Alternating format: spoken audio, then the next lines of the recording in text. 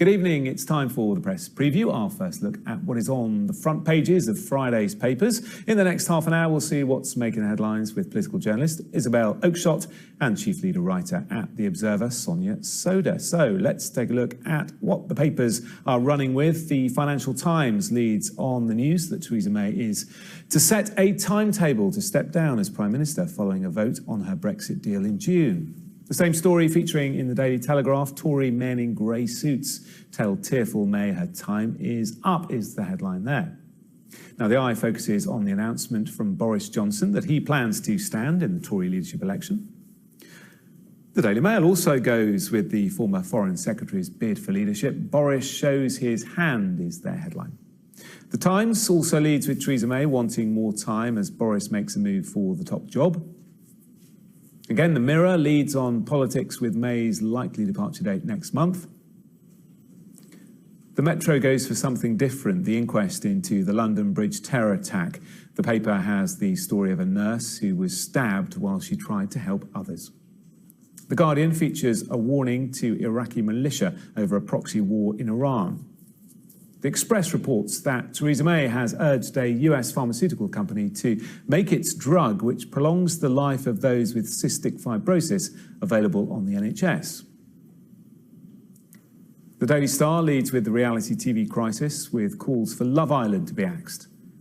And The Sun goes with the Queen's captain who was sacked for misusing his official car. And I'm joined by Isablel Oakeshott and Sonia Sodha now. Great to see you both again. So the front page is pretty much dominated by Theresa May and the timetable for her departure. Sonia, the headline in the Mirror is quite fun, isn't it? May ends in June. She's in tears as MPs force her to go next month. The country's in tears as Boris leads the race for the job. Yes, that's right. So the good news is, as the Mirror puts it on its inside pages, May is going to be standing down imminently. The bad news, we could be looking at Prime Minister Johnson. But speculation has been rife for months now about when Theresa May will go. She's put her Brexit deal to Parliament 3 times. It's been rejected each time. She's lost the confidence, clearly, of a great deal of MPs in her party. Now, she's in this interesting standoff with her backbenchers. The 1922 committee, which is the committee of backbench Tory MPs, have a mechanism by which they can oust her. They can have a vote of confidence in her.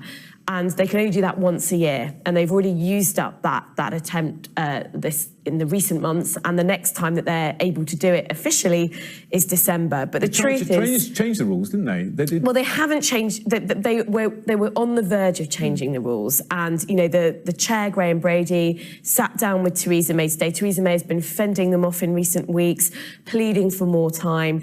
But it seems that finally she's been handed an ultimatum by her backbenchers. They can change the rules if they want to, and it seems that they've got the votes to do so on the executive committee of the 1922 committee. There was also another looming threat, wasn't there, from the Constituency Association chairman, and they'd called a special, a kind of extraordinary meeting of the local network of Tory branches. And really, I mean, when you've got your membership taking those measures to oust you, it seems perfectly obvious that the game was up. And I think the only thing that's surprising about this is just how long she has actually persisted, because even though theoretically they were going to have to wait until December to oust her, it was quite obvious that it's a completely untenable situation. I mean, any Conservative MP you talk to at the moment will say we cannot go on like this a moment longer than we absolutely have to. And I suppose this way, at least she can go maybe with some dignity. She can say, look, I tried 4 times, you're still rejecting it. You know, now really is the time. That's a funny dignity. I wouldn't have said she's lost her dignity over this. I sort of think she has, actually. I think, you know, to hang on, cling on,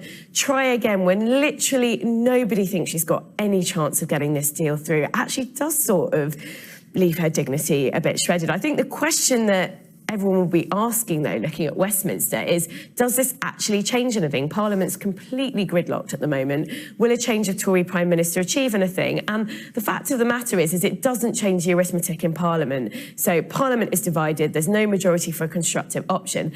I think the one way it might change things potentially is if you've got a much more gung-ho Brexiteer Prime Minister like Boris Johnson, for example, who is more relaxed about the prospect of no deal. Then a parliamentary showdown. We know Parliament is against no deal. That potential parliamentary showdown between a very Brexity Prime Minister and a Parliament who wants to block no deal potentially becomes much more significant, because even though Theresa May said all along no deal is better than a bad deal, we now know she probably was never going to take the country there. OK, well, let's move on then, Isabel, to the inside pages of the Daily Mail. Bojo's charm offensive. I mean, is he the man who's going to rescue Brexit? He's going to sort out the country? Because even if there is a leadership election, we're well into the summer, aren't we, before he'll be in number 10, if indeed it is him. So to the great surprise of absolutely no one, Boris Johnson has declared that he is going to stand for the leadership. Him and I think there's now 16 others. A lot of runners and riders. Yeah, we're getting towards grand national scale. And he has declared that he is the one that can change the Tory party's fortunes.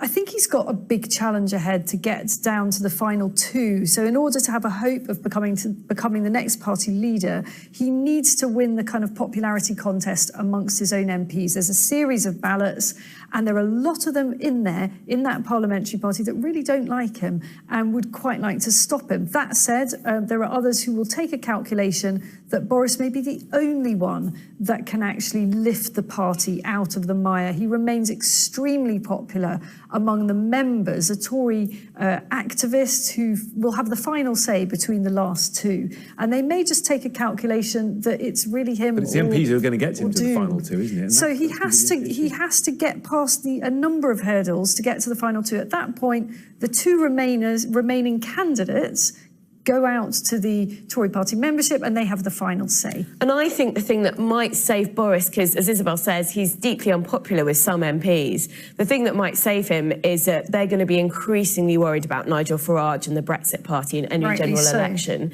And I think some Tory MPs will be really worried about losing their own seats. Yep. Polls show that, perhaps the Brexit party doing well might let in Jeremy Corbyn, a Jeremy Corbyn minority government. And so I think some Tory MPs may reluctantly vote for Boris, thinking he's the only sort of tried and tested campaigner who might take the fight out to Nigel Farage. Which leads us very nicely on to the next story, which is about the Lib Dems, because the European elections are really going to focus MPs' minds, aren't they? Especially if, as expected, the Brexit party does extremely well. Let's take a look at that in the Times. Yes, absolutely. So the Lib Dems have apparently overtaken Labour in projections for the European elections next week. The country goes to the polls on Thursday. And I think there are many interesting aspects to this particular contest. Not least, I think, will be to watch the turnout, which traditionally in European elections is pretty low. But I think engagement in this one will be a great deal higher. And for many voters, I think this is almost like a sort of rerun of the referendum. Certainly for Leave voters, this is their opportunity to express their anger and dissatisfaction and disillusion with all the existing parties before the Brexit party came along and the way that they've let down voters. And I think the reason the Lib Dems are picking up, they had been reduced to a very, very small rump in the Commons, is because they really are the only party that clearly offers a Remain agenda. Well, I think the Greens do as well, and I think both, and Change UK, but I think Change UK really lost momentum. They didn't run any candidates in the local, but I think both the Lib Dems and the Greens will actually end up doing quite well in the European elections. Yeah, and I suppose also, a strong performance from the Brexit party is going to encourage more Tory MPs to go for a more Brexity leader. I think they would anyway. I think that the experiment, the sorry failed experiment of Theresa May, and by experiment I mean going with a leader who had actually voted for Remain when we have to actually come out of the EU according to the popular vote, will have taught most Tory MPs a very bitter lesson. It cannot work with another Remain supporting party leader. So then what happens if Boris Johnson becomes leader, becomes Prime Minister? Does that mean we're much more likely to leave without a deal? I think it depends. And actually there have been some noises in Westminster this evening suggesting that perhaps Boris is saying we need a negotiated settlement. So, and I think even though Boris Johnson has been quite gung-ho about sort of, the prospect of no deal being better than a bad deal, I think actually going for that when you're Prime Minister, when you're in charge, when you've got the the power is something quite different. So maybe we will see him soften his stance on that. I don't think he can win if he talks like that. He's got on his right, he's got Dominic Raab, the former Brexit secretary, who's very clear about the validity of going for no deal. He feels that he's got a plan to push that through, whatever the Commons likes, and I think that will be very appealing to a lot of party members. Well, if today wasn't exciting enough, we've had the news about Theresa May, we've had the news about Boris Johnson, we're also hearing David Cameron's autobiography. Yeah, it's a book everyone's... We've got a date. It's a book that everyone's been waiting for desperately all year. So Cameron has been writing his autobiography now for what? I think it's, 3 years. Almost as long from as his shed, exactly. He received an £800,000 advance for it. I wonder if he's going to make that, whether his publishers will make that back. But it's probably the least originally titled political memoir that I've ever come across, for the record. Makes him sound very defensive. I think he's going to be doing a lot of fighting of his own corner in this book, but it's hard to see it being a stunning bestseller, let's put it like that. Well, there might be some fascinating I am actually in a minority of people that's interested to read this thing, because I helped some years ago Lord Ashcroft write a biography of David Cameron, so I'm going to be looking to see where his account matches up with Lord Ashcroft's account. Released on my birthday. Perfect birthday present. What do you think? Excellent. Thank you both very much. We'll be back shortly after the break to include the story of the diners who were given a £4,500 bottle of wine by accident. We'll tell you about that shortly.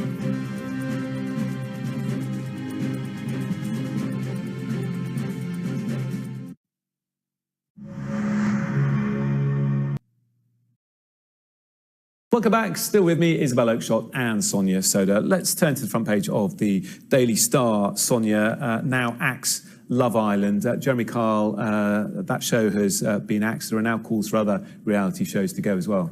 Yeah, so the scrutiny has moved on to the jewel in ITV's crown, Love Island. So ITV cares deeply about the show. It gets huge millennial figures, massive sponsorship deals for ITV, but they've been a couple of really tragic suicides in former contestants in the last couple of years. And this has really raised questions as well about Love Island and the Love Island format. It's obviously quite different to Jeremy Kyle, but you've had former contestants sort of do exposés on kind of the way that the storylines are storyboarded and the way they felt manipulated into storylines. Obviously, ITV, takes issue with that. And there are big questions as well. You're sort of living in this bubble for a number of weeks. You're being portrayed in a particular way that's outside of your control. And you get out and suddenly you realise you've been facing all this vilification and hate for the last 8 weeks. Contestants have said there's very, very little aftercare available afterwards for people who take part. So I think it's right that the debate has moved on from Jeremy Kyle. I think good riddance to Jeremy Kyle. It was a horribly exploitative show. But I think there will be questions now. Is it enough for ITV to put in far more aftercare, support, counselling for contestants? And there are far fewer contestants on a show like Love Island than there are participants in Jeremy Kyle. Or actually, is there something wrong with the reality TV format where people lose control over how they come across? When you think when these formats started with Big Brother, I remember it was almost very innocent, wasn't it, when it started? Yeah. And they actually interviewed psychologists during the programme. Yes. You heard about the sort of the psychological aspects, and you felt that was all part of the show. But over the years, things have got more and more extreme. Right, exactly. I think it has got more and more extreme. I think I vaguely remember the very first series of Big Brother. Wasn't there? Was Nasty Nick, wasn't there? Nasty and Nick, yeah. He was sort of the first reality TV show villain, if you like. And it feels as if the producers of these shows feel under pressure to go to greater and greater extremes to get the headlines, to get the social media traction. And I think the participants in these shows have become more and more conscious of how they look. So you're getting, particularly the women, under incredible pressure to conform to certain stereotypical images. And the exposure is extraordinary. I feel a bit conflicted about this, though, because nobody signs up to go on these shows without knowing that they're going to get a lot of publicity. And a lot of them do it absolutely for the publicity. So, these are adults who sign up to do it, and they sign up for an agenda. They hope it'll make them famous, and it does. On the other hand, just because, many people enjoy watching it doesn't mean they should be fed what they want. I mean, people enjoy, in the old days, people would turn up to watch public hangings. It doesn't mean it's something that we should put on. Yeah. And I think that's the difference between Love Island and Jeremy Kyle. So Love Island, people absolutely want to go on and apply in their millions probably, or thousands. Whereas Jeremy Kyle, some of the stories we've heard from researchers is that they work quite hard to get people on the show and they manipulate them. So they will go and sit in cafes and bars in quite poor areas of the country and basically make people feel like there's something wrong with their life in order to get them on. Try and persuade them on, yeah, okay. We've not got long, but two stories to look at very quickly. This is also a story about young people under pressure as well. Yes, indeed. So this is about Bristol University and whether it really fulfilled its duty of care to one of its students who very tragically took her own life amid mental health problems.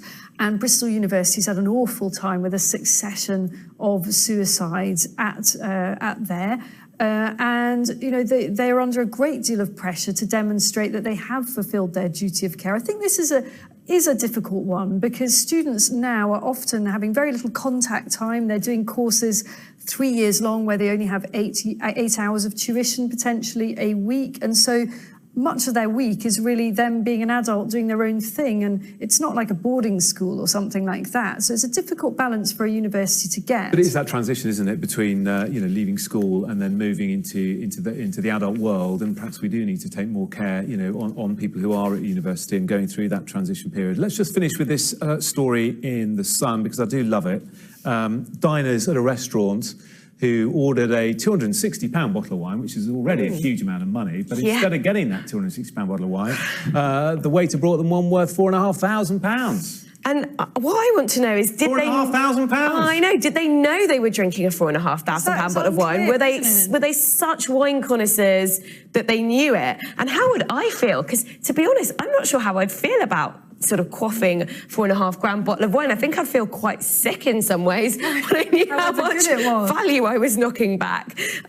So yeah, I mean, what an interesting circumstance to find yourself in. Very, very clever PR by the restaurant. Yes. They've tweeted it, they've put the story out, and they've said, never mind to the member of staff that made this disastrous mistake, we still love you. We still love you. It's brilliant. They've had so much. I reckon they've had more than £4,500 worth of PR from the story. Yeah. Well, cheers. We're all going in there hoping for the same waiter. Yes. Thank you both very much. Great to see you.